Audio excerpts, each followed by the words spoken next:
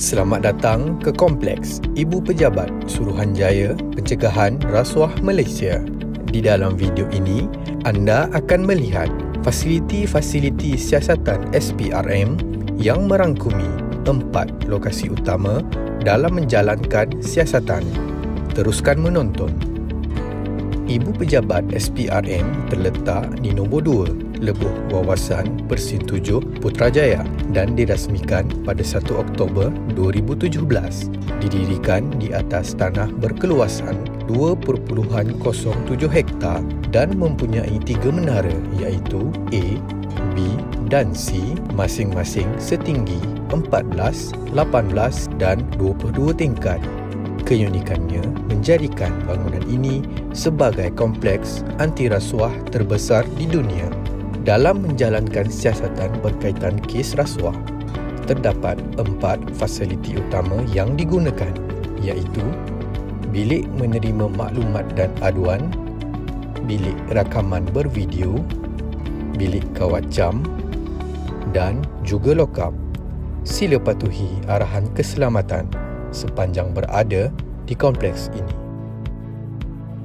Aduan ataupun maklumat daripada mana-mana individu merupakan punca kuasa terhadap siasatan kes rasuah. Terdapat 3 saluran dalam menyalurkan maklumat ataupun aduan iaitu menerusi panggilan telefon, menerusi atas talian dan secara bersemuka. Bagi penyaluran secara bersemuka, di sinilah maklumat ataupun aduan berkaitan jenayah rasuah diterima. Dikenali sebagai kaunter khidmat pelanggan, ia berfungsi sebagai tempat penerimaan aduan dan maklumat. Aduan ataupun maklumat yang diperoleh perlulah berkualiti yang mengandungi unsur 5W1H iaitu siapa, bagaimana, di mana, apa, bila dan kenapa. Setelah aduan ataupun maklumat diterima, SPRM akan mengkaji dan memutuskan tindakan yang akan diambil. Ini adalah bilik rakaman bervideo atau lebih dikenali sebagai Video Interviewing Room, VIR. VIR digunakan bagi mendapatkan keterangan daripada orang kena tangkap, OKT ataupun saksi-saksi berkepentingan yang terlibat dalam siasatan kes rasuah.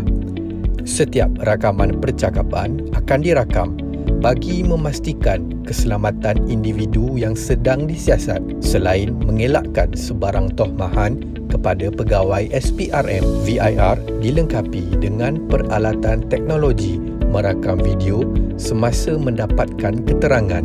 Dek ataupun rak peralatan teknologi ini mempunyai 6 unit alatan rakaman seperti timer, audio mixer, 3 DVD decoder dan playback yang berfungsi sebagai set perakam. VIR mempunyai 2 kamera litar tertutup ataupun CCTV bagi merakam setiap rakaman percakapan. Rakaman CCTV tersebut akan dipaparkan di dalam VIR terbabit semasa proses mengambil keterangan dijalankan. Turut ditempatkan di VIR adalah paparan suhu dan jam digital. OKT akan mula dirakam percakapannya setelah persediaan awal dilakukan bagi memastikan tiada gangguan semasa rakaman dijalankan. Pintu VIR hendaklah sentiasa ditutup dan berkunci sepanjang rakaman dijalankan. Di Ibu Pejabat SPRM terdapat bilik kawat jam yang digunakan untuk membuat pengejaman ke atas suspek yang terlibat dengan rasuah. Bagi mengenal pasti suspek siasatan kes rasuah yang dijalankan oleh SPRM, pengecaman ke atas individu perlu dilakukan oleh pengadu ataupun saksi. Prosedur pengecaman suspek adalah penting dan bertujuan agar suspek boleh dikesan dengan tepat. Mempunyai 2 ruang untuk suspek dan pengadu. Ia dipisahkan dengan cermin pandang sehala. Suspek dan beberapa individu lain yang fisikalnya dan wajahnya seakan-akan dengan suspek akan berada dalam keadaan berbaris mengikut bilangan. Pengadu ataupun saksi kemudiannya akan berada di sebalik cermin pandang sehala bersama pegawai SPRM untuk proses pengecaman. Proses ini akan dilakukan secara berulang kali dengan memindahkan peserta kawat cam kepada nombor yang berasingan. Ini bagi memastikan suspek yang dipilih adalah suspek yang sama walaupun berada pada kedudukan yang berbeza. Di Ibu Pejabat SPRM juga terdapat 12 sel lockup. 8 sel adalah untuk OKT lelaki, manakala 4 sel lagi adalah untuk OKT perempuan. Setiap OKT yang ditangkap oleh SPRM akan ditempatkan di lockup untuk tujuan siasatan lanjut. Sebelum OKT ditempatkan di dalam sel, pegawai penyiasat perlu mengisi borang penerimaan OKT dan menyerahkan beberapa dokumen seperti salinan kad pengenalan, waran tangkap, laporan pemeriksaan kesihatan dan senarai barang OKT kepada penyela lockup.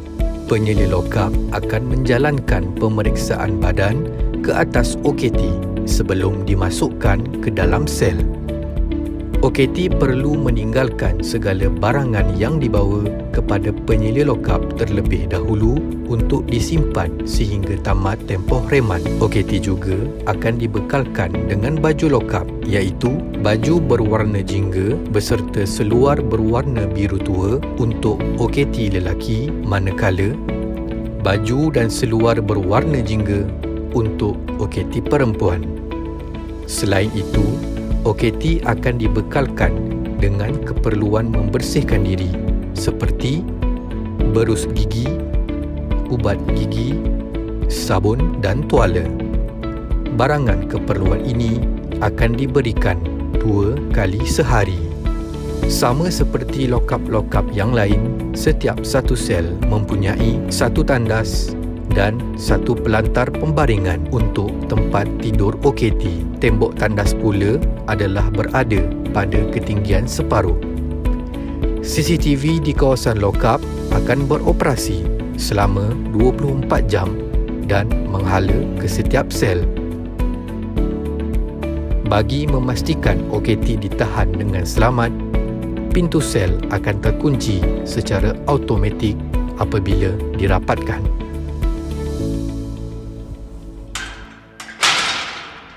Terima kasih kerana menonton.